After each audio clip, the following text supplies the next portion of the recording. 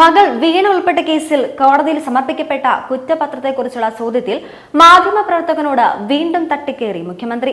വല്ലാതെ ശുഭിതനായ മുഖ്യൻ ചോദ്യം ചോദിച്ച മാധ്യമപ്രവർത്തകനോട് അസംബന്ധം പറഞ്ഞുകൊണ്ടിരിക്കരുതെന്ന് ഭീഷണിപ്പെടുത്തുകയും ചെയ്തു. എടാ പിണറായി, നീ ആരെയാണ് ഈ പീഡിപ്പിക്കുന്നേ?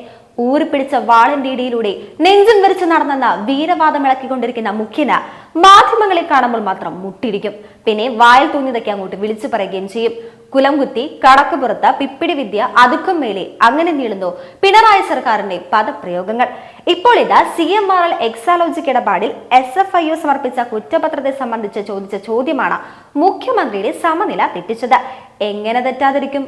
ഏത് നിമിഷവും വീണ മോളെ ഈട് തൂക്കുമെന്ന സ്ഥിതിഗതിയിലാണ് കാര്യങ്ങളുടെ ഒരു കിടപ്പ്. മാധ്യമപ്രവർത്തകനോട് ശുഭിതനായ മുഖ്യമന്ത്രി അസംബന്ധം ഇങ്ങനെ പറഞ്ഞുകൊണ്ടിരിക്കരുതെന്നും അതിനുവേണ്ടി അധിക സമയം കളയേണ്ടെന്നും താക്കീത് നൽകുകയും ചെയ്തു. CMRL എക്സാലോജിക് ഇടപാടിൽ SFIO റിപ്പോർട്ടിൽ തുടർ നടപടികൾ ഹൈക്കോടതി തടഞ്ഞിരുന്നു. 2 മാസത്തേക്ക് തൽസ്ഥിതി തുടരാനും ബുധനാഴ്ച ഹൈക്കോടതി നിർദ്ദേശം നൽകിയിട്ടുണ്ട്. ഇത് ആശ്വാസമാണോ എന്ന ചോദ്യത്തിനാണ് മുഖ്യമന്ത്രി ശുഭിതനായത്. ഓരോന്നൊക്കെ ഒപ്പിച്ചു വെച്ചിട്ട് ഇപ്പോൾ നാട്ടുകാരുടെ നെഞ്ചത്തോട്ട് കയറിയാൽ മതിയല്ലോ ഏമാന്. എനിക്കറിയാൻ പാടില്ലാത്തത് ഇതാണ്, മുഖ്യമന്ത്രിക്ക് ഇഷ്ടപ്പെടാത്ത ചോദ്യം എങ്ങനെയാണ് അസംബന്ധമാകുന്നത്? എത്ര നാൾ മുഖ്യൻ ഇങ്ങനെ ഒളിച്ചു കളിക്കും? വീണമോളുടെ അറസ്റ്റ് അത് ഏതായാലും ഉണ്ടാകുമെന്ന് ഉറപ്പാണ്. അപ്പോഴും ഇങ്ങനെ മാധ്യമങ്ങളോട് തട്ടിക്കയറുമോ ഈ ആശാൻ? എന്തൊക്കെയായാലും ദാർഷ്ട്യവും ധിക്കാരപരമായ വാക്കുകൾ പടച്ചുവിടാൻ മുന്നിൽ നിൽക്കുന്ന ആളാണ് മുഖ്യമന്ത്രി പിണറായി വിജയൻ എന്ന് അദ്ദേഹത്തിന്റെ മുൻകാല പരാമർശങ്ങളിൽ നിന്ന് വ്യക്തമാണ്. 2012 മെയ് 4-ന് RMP നേതാവ് TP ചന്ദ്രശേഖരൻ കൊല ചെയ്യപ്പെട്ടപ്പോൾ അന്നത്തെ CPM സംസ്ഥാന സെക്രട്ടറിയായിരുന്ന പിണറായി വിജയൻ തന്റെ അണികളെ അഭിസംബോധന ചെയ്ത് സംസാരിക്കുമ്പോഴായിരുന്നു കുലംകുത്തികൾ എന്ന് തന്നെ പറഞ്ഞത്. അതോടെ കേരള രാഷ്ട്രീയത്തിലെ ഒഴിച്ചുകൂടാനാവാത്ത പദമായി മാറി കുലംകുത്തി എന്നത്. ആവശ്യത്തിനും അനാവശ്യത്തിനും കുലംകുത്തി നിരന്തരമായി ഉപയോഗിക്കപ്പെട്ടു. ആരുടെയൊക്കെ അഭിമാനം വ്രണപ്പെടുകയും ചെയ്തു. ചിലർ പരിഹസിക്കപ്പെട്ടു. TPയുടെ ഭാര്യ രമ്യയെ ആശ്വസിപ്പിക്കാൻ പോയ VSന്റെ നെഞ്ചിലേക്കും കൂടിയായിരുന്നു ആ വാക്കിന്റെ മൂർച്ചമെന്ന് പതിച്ചത്. പിന്നീട് 2017 ജൂലൈ 31-ന് മാധ്യമങ്ങളോട് കടക്കുപുറത്ത് എന്ന് പറയുക വഴി പിണറായി വീണ്ടും പദസമ്പന്നനായി. കടക്കുപുറത്ത് സാമൂഹ്യ മാധ്യമങ്ങളിൽ പറന്നു നടന്നു. അവസരോചിതമായും അല്ലാതെയും അർത്ഥം നോക്കിയും നോക്കാതെയും ആളുകൾ അത് ഏറ്റെടുത്ത് പ്രയോഗിച്ചു.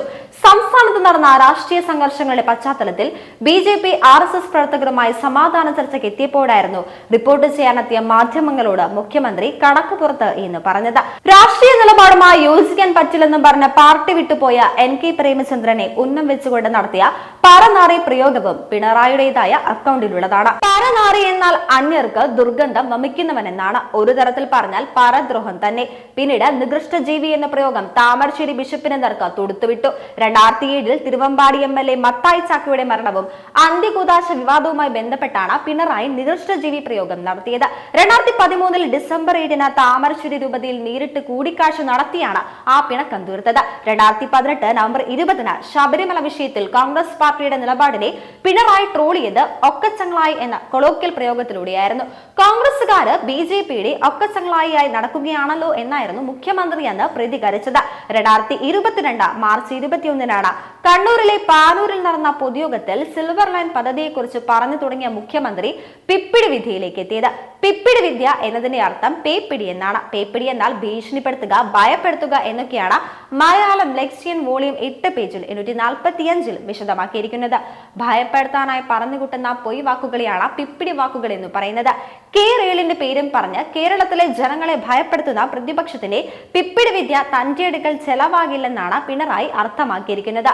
ആളുകളെ പീഡിപ്പിക്കുന്ന മുഖ്യന്റെ ഇത്തരം പരാമർശങ്ങൾ ഒഴിവാക്കുന്നതായിരിക്കും മുഖ്യന്റെ ആരോഗ്യത്തിന് നല്ലത്. ഇല്ലെങ്കിൽ ആ തെറിക്കാനിരിക്കുന്ന കസേരയുണ്ടല്ലോ, അതങ്ങ് തെറിക്കും, അല്ലെങ്കിൽ തെറിപ്പിക്കും. ലാൽസല.